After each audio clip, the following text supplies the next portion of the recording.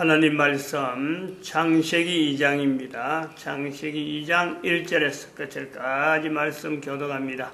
1절 말씀 제가 먼저 받들어 봉독드립니다. 천지와 만물이 다 이루니라. 하나님의 지으시던 일곱째 날이 이를 때 마침 지으시던 일이 다 일곱째 날에 안식하시니라. 너희가 하나님의 성전인 것과 하나님의 성령이 너희 안에 거하시는 것을 알지 못하느냐. 모든 정사와 권세와 능력과 주관하는 자와 이 세상과 오는 세상에 일컫는 모든 이름 위에 뛰어나게 하시고 또 만물을 그 발 아래 두게 하시고 그를 만물 위에 교회의 머리로 세우셨느니라. 교회는 그의 몸이니 만물 안에서 만물을 충만케 하시는 자의 충만이니라. 만물이라고 하는 단어에 우리가 창세기 2장에서 보는 만물, 그래서 또 이것이 요한복음 1장 만물이 모든 만물이 예수님을 거라 부르면서 만물을 언급하고 또 에베소에서 또 만물을 이렇게 에베소 1장에서 만물을 언급하는 이런 내용을 우리가 연결하면서 이 만물은 천지와 이 만물은 천지와 어떻게 다른가, 무엇을 구분하려고 천지와 만물이 다 이루니라 하고 이렇게 하려고 했을까 하는 것을 한번 의문을 우리가 제시를 해봅니다. 분명한 하나는 그렇습니다. 만물이라고 하는 이 창세기 2장 1절이라고 하는 이 표현은 신약 성경을 염두에 두고 한 건 아니란 말이에요. 이거는 분명하거든요. 신약 성경이 있으니까 앞으로 이게 요한이 있었고 또 사도 바울이 있어서 미리 창세기에 적어놨자 이렇게 해서 적어놓은 것은 절대 아니죠. 그건 분명한데, 그렇다면은 이 만물이 가르치는 이 천지와 만물이 다 이루니라 해서의 이 만물은 분명히 예수님을 염두에 두지 않았는 건데, 이 예수님을 염두에 두지 않았는데 이것이 신약에 와서 요한이나 바울이 만물이라 한다라는 겁니다. 그러면은 구약에서의 만물이 쓰일 수밖에 없는 이 의미가 어떠했길래 신약의 사도 바울이나 사도 요한이 이를 만물 안에서 만물이 그로 말미암아 지은 바 되었다. 만물 안에서 만물 위에 하는 이런 표현을 할 수 있을까 하는 거죠. 그러면은 만물 자체, 천지와 만물이라고 하는 이 표현을 해서 다 이루니라 하고 하는 이 내용은 또한 노아가 기록한 환경에서 볼 때는 천지와 만물을 구별할 이유가 없는, 별도로 노아에 있어서는 천지와 만물을 구별하지 않는 환경이 있을 수가 있겠다. 노아는 그냥 하나님에 의해서 만들어진 내용하고 보았을 그런 어떤 환경을 두고 기록을 남겼는데, 이것이 기록이 이제는 계속해서 전달되어지면서 가는 중에 만물이 추가가 되는 어떤 이스라엘을 두면은 그렇죠. 어떤 필요에 의해서 이것이 들어갔을 수가 있겠다라는 거죠. 만물이 있는 게 좋겠다 하는 거예요. 천지와 구별된 만물이 있는 게 좋겠다 하는 구별이 되어졌던 거예요. 그 신약이 되기 전에. 그래서 우리가 천지와 만물이 다 이루니라 하는 것에서 추가가 되고 삽입이 되었을 수가 있다 하는 걸 보는데, 그럼 이것은 창세기 2장 1절에 있는 천지와 만물이 다 이루니라 하는 것이 나중에 만물이 들어가야 될 필요가 있겠다라는 것에서 보면은, 그러면은 이 천지라고 하는 표현도 그러면은 어떤 새삼스러운 표현, 천지라고 하는 이 구별되어진 단어, 이것도 만물로 인해서 또한 하나의 구별되는 하나의 단어로 볼 수 있단 말이에요. 뭐 만물이 필요하다고 해서 떡연 게 아니고, 천지라고 하는 단어와 구별하기 위한 만물이라는 표현이 필요했겠다 해서 들어갔다면은, 천지라고 하는 단어도 뭔지 모르겠지만 구분한 어떤 표현하는 이런 게 그런 단어를 뜻을 어느 정도 이걸 일반화시키는 과정이 있었겠다. 천지라는 단어가 일반화되어지면서 천지와 만물을 이렇게 구분해서 만물은 어떤 뜻이 있겠다, 어떤 뜻으로 천지와 구별된다 하는 것에서 우리가 사용하게 되는, 또 기록하게 되는, 성경에 이어야 되는 어떤 이유를 우리가 본단 말이죠. 이 내용을 우리가 창세기 1장을 비춰보면은, 태초에 하나님이 천지를 창조하시니라 라고 하는 이 표현에, 태초라고 하는 이 표현도, 천지라고 하는 이 표현도 결국 그렇다면은 창세기 2장이라고 하는 요소에서 비춰보면은 어떤 뭔가는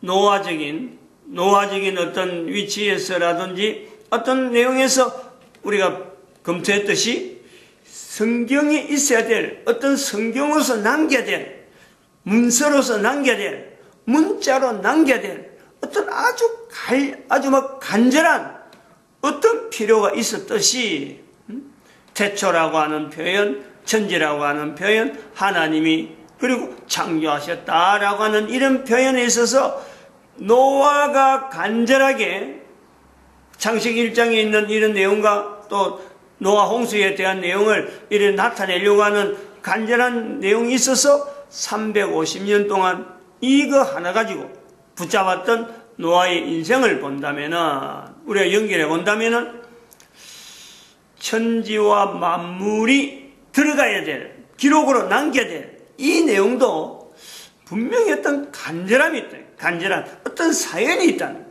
그냥 누가 단어를 일부러 생각해서 이런 단어 하나 이어보자 말자, 이렇게 한 내용하고는 절대 성경에 들어갈 수 없으니까, 성경이 보관되어지고 기록되어져서 연결되어지는 이 역사를 보면은 아무 말이나 아무 글자나 함부로 들어갈 수 있는 내용이 아니거든. 그리고 그것을 후대 사람이 이었다 할 때는, 창세기 2장엔 특별히 이런 부분이 굉장히 많이 나오기 때문에 이게 굉장히 중요한 어떤 표현이거든요. 항상 연결되어야 돼. 어떤 문자가, 어떤 문장이, 어떤 이런 단어가 나중에 추가가 되었다, 표현이 다르게 오다가 뭔가 표현을 다르게 한다, 이런 건요 엄청난 진통을 겪어야 이게 가능한 내용이에요. 어마어마한 그게요, 필요성이면 필요성, 안 그러면 이걸 통해서 사회 전체에 어떤 도움이 될 수 있는 어마어마한 이슈가 없으면, 어떤 주제가 없으면요 절대 그런 일이 생길 수가 없는 얘기예요. 왜냐면 보면은 어떤 철문이죠, 철문. 성경에 들어간다 안 들어간다 하는 이것은 어떤 참 견고한 장치가 되어지는, 추가가 될 수 있다 없다 하는 이것은 한번 추가가 되는 과정에는 엄청난 과정을 거쳐야 되는, 한두 사람도 아니고 수많은 사람들이 이것이 확인되어져서 받아들여질 적에 어떤 문제는 문제대로, 또 그것을 표현하는 표현들은 형성되어지는 요소가 있단 말이에요. 우리가 이런 걸 검토할 때 이스라엘 사회가 가지고 있던 이스라엘이라고 하는 요소를 봐가지고 만물이라고 하는 내용이 들어간다 그럴 적에 이 만물이라고 하는 단어를 형성하는 거하고 천지라고 하는 단어에서 창세기 1장으로서 이제 구분하는 이런 내용하고를 엄청나게 고민하는 시대, 엄청난 어떤 환경, 사회적인 환경에서 어떤 환경이 있었겠느냐. 그래서 만물이란 단어가 어느 정도 이것이 형성되어진 것이 신약에서 그걸 볼 때, 거기에서 창세기 2장 1절에서 표현하는 만물 자체를 요한이나 바울이 그대로 예수 그리스도에게 투영되어질 정도로 이 만물이라고 하는 단어가 가지고 있는 요소, 이것이 창세기 2장에서의 기록되어진 내용이 요한복음이나 신약의 사도들에게 동일한 의미로 나타내어질 수 있는 하나의 고리의 역할, 장치를 한단 말이에요. 성경의 기록을 통해서, 성경에는 이 기록이 누가 했다, 어떤 내용에서 하나하나 이렇게 기록되었다 설명은 없어요. 그런데 이런 내용을 우리가 이렇게 받아들이는 거예요. 해석하는 거예요. 이런 거는 우리가 인지라 그러지, 인지. 이거는 신학하고는 다릅니다. 신학은 개인이 성경을 보고 이렇게 신앙으로서 표현하는, 내가 신앙으로서 나타날 건데 이 신앙이 되어지는 내용이 어떤 거냐. 여기서 신학이라는 것을 나타낼 수 있는가 하면은 성경의 이런 내용을 이렇게 이런 내용이 이러 있을 거고 이런 내용이 이러 있을 거다 하고 설명하고 들어가는 거는요, 이런 것은 인지라 그래요. 인지. 그러니까 신학이 형성되기 전에, 신학이 되어지기 전에 인지적인 능력 자체에 대한 어떤 요소가 있다는 거죠.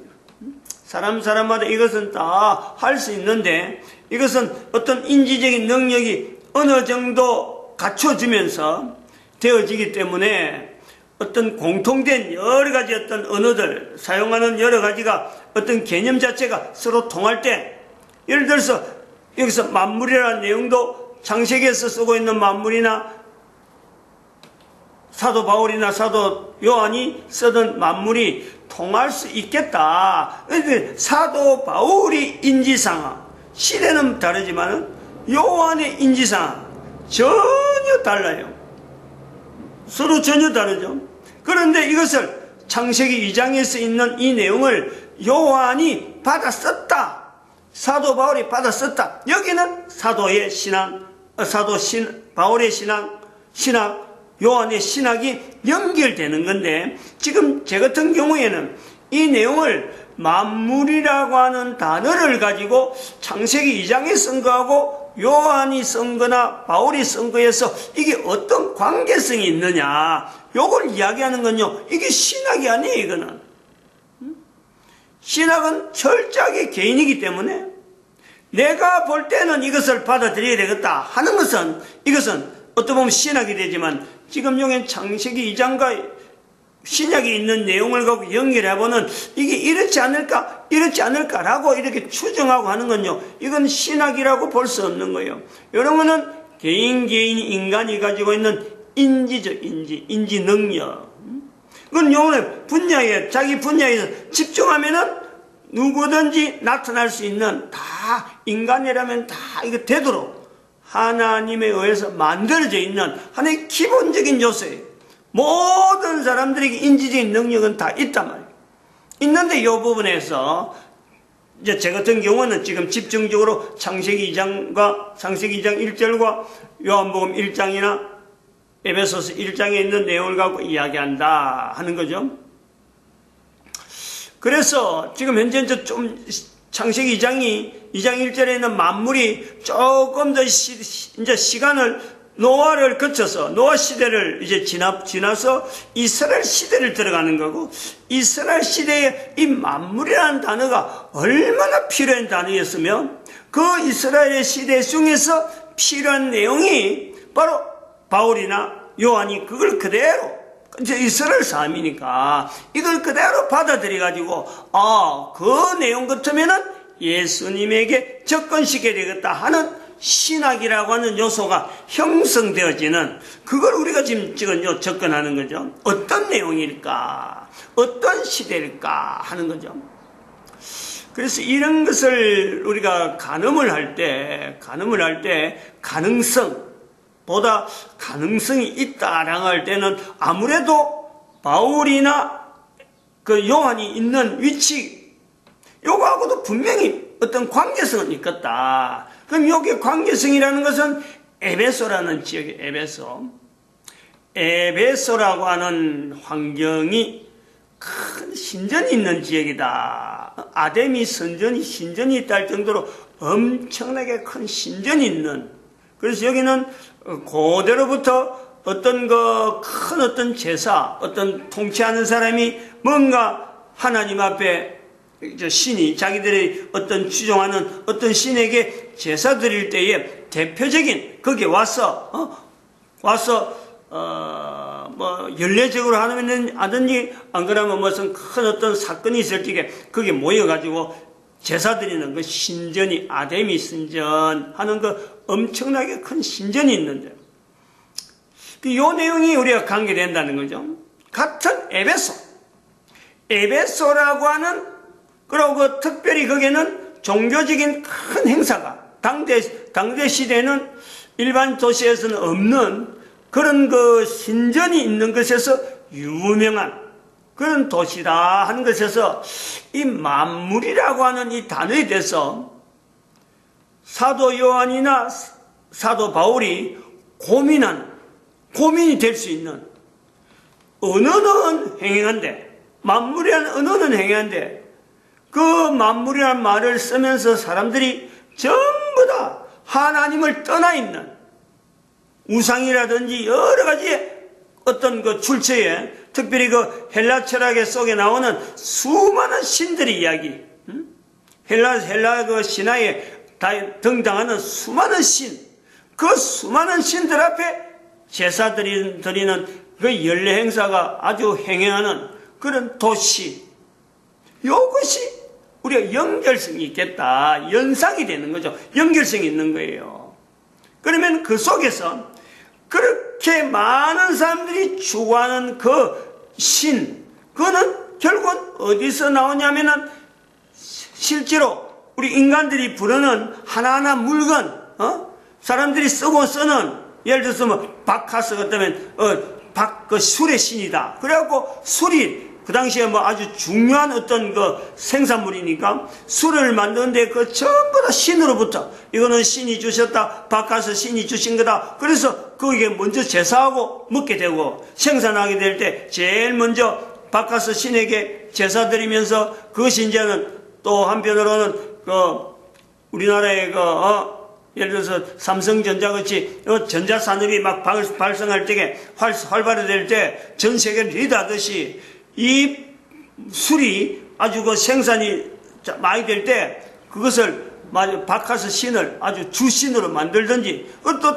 시대가 바뀌면서 신이 바카스 신과 말고 또 다른 신이 있다 그러면 또 그 신에 대해서 또 제사 드리는, 이런 것을 보면서 에베소란 지역에 대한 어떤 특징, 그 특징으로 인해서 만물에 대한 내용에 그 모든 것을 주관하는 분이 바로 하나님이신데, 그 하나님이 실제로 현신, 하나님이 실제로 인간의 몸으로 입으셨다, 이것을 나타내야 되는 사도 바울이나 사도 요한의 에베소 위치에서의 어떤 특징, 특이한 어떤 현상, 그런 거하고 연결되지 않았겠느냐 하는 거예요.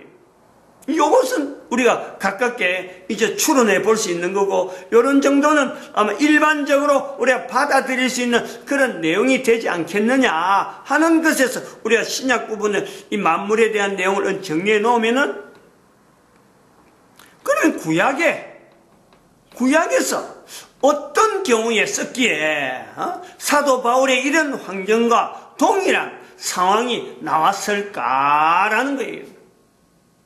오늘 우리가 해서 창세기 2장 1절에 있는 이 만물이 들어간 시기와 어떤 내용이 이게 우리가 어떤 언어로서 이걸 받아들여야 되느냐, 기록할 때에 분명한 요소가 있으니까 그 기록할 때의 요소를 분명히 알아내야 우리가 해석하는데 이게 자기 나름대로 인지에서 이제는 신학으로 만들어가는데 바르게 접근할 수 있는 요소가 되겠다라는. 그럼 여기서 우리가 볼 때 창세기 2장은 창세기 2장 1절만 봐갖고는 이게 언제 들어간지가 잘 몰라요. 분명히 들어갔다 그러면은 만물이라는 단어가 1장하고 다르게 2장에서 이게 딱 나오는데 이 만물이 갑자기 나올 수 있는 이런 내용은 도대체 뭐냐, 그리고 왜 2장 1절에 와간 이게서 선을 껐느냐 하는 것을 정리해 보면은 창세기 2장에는 추가되고 삽입되어지는 나중에 후대에 어떤 필요성, 아주 간절한 필요성, 노아가 필요했듯이 이 성경이라고 하는 어떤 자리에 이런 표현이 있음으로 해서 사회면사에 여러 가지 영향을 주겠다 하는 분명한 의도가 있어서 추가되어질 수 있는 내용은 지난번에도 말씀드렸지만 여기에 동방의 에덴에 하는 이 표현, 이 표현이 있어요. 동방의 에덴에, 여기에 8절에 동방의 에덴에 창설한다 하는 이 내용과 더불어서 에덴이라는 동산을 여기 표현하고 그 내용이 위치가 어디다. 그래서 동서남북이라는 요소가 들어가는데 네 가지 강을 이야기하면서 이야기하는데 이 내용이 바벨론적인 요소가 있다라는 거예요. 바벨론. 창세기 1장 시대하고 바벨론 시대는 어마어마하게 먼데 이 바벨론에 있는 환경을 지금 여기 설명하고 있다는 걸 보는 거죠. 그러면 우리가 이것을 창세기 2장을 이제 여기서는 하나의 그 해석 부분에서 성경을 어떤 해석하는 이런 내용에 들어가면은 이런 내용을 쓸만한 사람은 결국에는 에스라 학자, 바벨론에 갔다가 돌아온 이스라엘의 바벨론 포로 시대 이후에 이 내용을 기록하는 어떤 요소가 들어가는 거예요. 그럼 굉장히 후대의 이 내용인데 이게 과연 맞을까 맞지 않을까, 이거는요 굉장히 문제가 많이 있는 요소가 분명히 있어요. 근데 그런 요소가 있다. 바벨론에 갔다가 온 뒤에 이 내용이 추가가 될 수가 있겠다 하는 요소가 있을 만한 내용이 분명한 근거가 있다. 즉 이스라엘이 있는 사이에서는 하나님이라고 하는 이런 표현 외에 다른 표현이 들어갈 이유가 없어요. 이스라엘 시대만 있었다면. 창세기 2장에 여호와 하나님이라고 하는 표현도 많이 나오고, 하나님이 창세기 1장에 있는 내용이 전부 다 2장에 와서는 하나님이란 표현 앞에 여호와란 말이 표현되어 있어요. 이런 내용하고, 그 다음에는 바벨론적인 유브라데라는 이 표현이 지명이 나오는 이런 내용에서 왜 동방이라 했겠느냐. 이스라엘의 동쪽이 바로 바벨론의 위치가 있단 말이에요. 이스라엘이 볼 때는 바벨론에 포로 간 사람 입장에서 볼 때는 그런 거예요. 이스라엘이라고 하는 척박한 땅에서만 살다가 바벨론에 가면은 이건 바로 지금 우리가 성경에서 보는 이 에덴 동산이 그러한 거예요.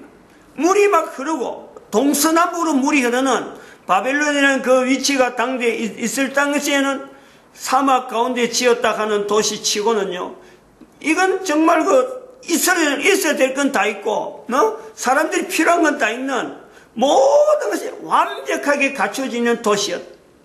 그런데 그 도시에는 하나님이 없는 거예요. 모든 만물이 다 우상의 이름으로 다 불려 있으니까 그 속에서 에스라가 어떤 고민을 했겠느냐 하는 것을 우리가 추정을 해보는 거예요.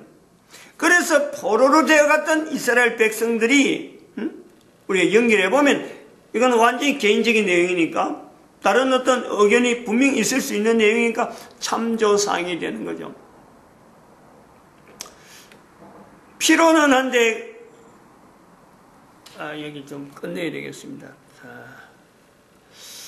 만물이라고 하는 내용을 그냥 단순하게 넘어갈 수 있는 내용은 분명히 아니라 신약에 있는 이 표현이 연결되면서 이 교회의 머리라고 하는 요소가 들어가고, 이건 또한 기록이라고 하는 요소가 간절한 부분이 들어있다는 이것 때문에 쉽게 넘어갈 수는 없단 말이에요. 그래서 가장 필요한 시대를 우리가 볼 때 바벨론의 포로로 갔다가 돌아온 에스라 하고 그 위치에서 볼 때 이스라엘이 포로돼서 나라가 완전히 없는 시대에 이스라엘 백성들에게 이스라엘로서 하나님을 의지해서 온 만물을 그리고 우주 전체를 고려할 수 있는 그런 어떤 표현에서 만물이라고 하는 요소가 들어갔다면은 사도 바울에게까지 또한 요한에게까지 연결될 수 있는 같은 만물의 뜻이 같은 시대로 한 500년 정도만 넘어와 버리면 이런 건 상당히 그 영향이 동일한 언어로서 형성될 수 있는데 영향이 갈 수 있는 내용이 되겠다 하는 어떤 추론을 한번 해봅니다. 마칩니다. 기도드립니다. 할렐루야.